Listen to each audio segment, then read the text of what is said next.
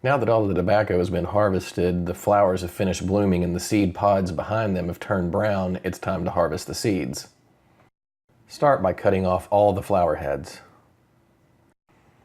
And as you can see here, just one single seed pod can contain a couple hundred seeds. Just squeeze and roll the seed pod in between your fingers and all of the seeds will begin to fall out. Now you'll just need a bowl to collect the seeds and a wire mesh strainer to sift away the seed pod debris from the seeds. The holes in the mesh are small enough that the seeds will pass right through, but most of the debris will be contained inside the strainer and not pass through into the bowl. If you're interested in saving the maximum amount of seeds as possible, just break off each seed pod one at a time and roll it in between your fingers to release the seeds. You'll be able to save the most amount of seeds this way, but it will be rather time consuming. And just after 2 or 3 seed pods, you can see how much debris is left behind in the strainer and how many seeds you've actually collected so far. So though it may be tedious and take a lot longer to do them one at a time, the results can add up to a lot of seeds. I, on the other hand, already have enough seeds in storage to last me several lifetimes, so I've opted to go for a much faster method of holding the entire flower head over the strainer and just quickly smashing and rubbing together all of the seed pods to get all the seeds out.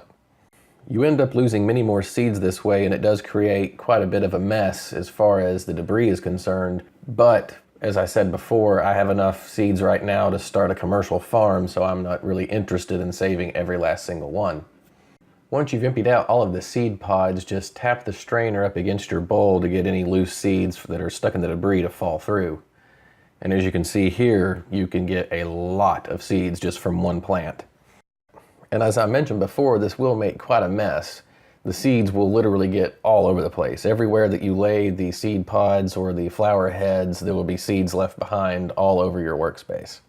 A lot of the seed pods had opened naturally, so a lot of the seeds were just falling out all over the place. You could, of course, sweep all of this up and run it through your wire mesh strainer again and collect all the seeds that had fallen out. I, on the other hand, already have more than I know what to do with, so I'm just going to let it go. I will, however, save the ones that are on my plastic bag here just because that's easy and why not. Once you have all the seeds collected in your bowl, just transfer that into a Ziploc baggie. Try to get all the air out that you can as you seal it up. Then the only thing you have left to do is to write on the front what kind of seeds they are and date it, and you now have enough seeds to literally last a lifetime. And if stored properly, these seeds do keep a long time. As an example, the seeds that I planted at the beginning of this series were seeds that I collected in 2011. In the next video, we'll be beginning the process of fermenting the tobacco.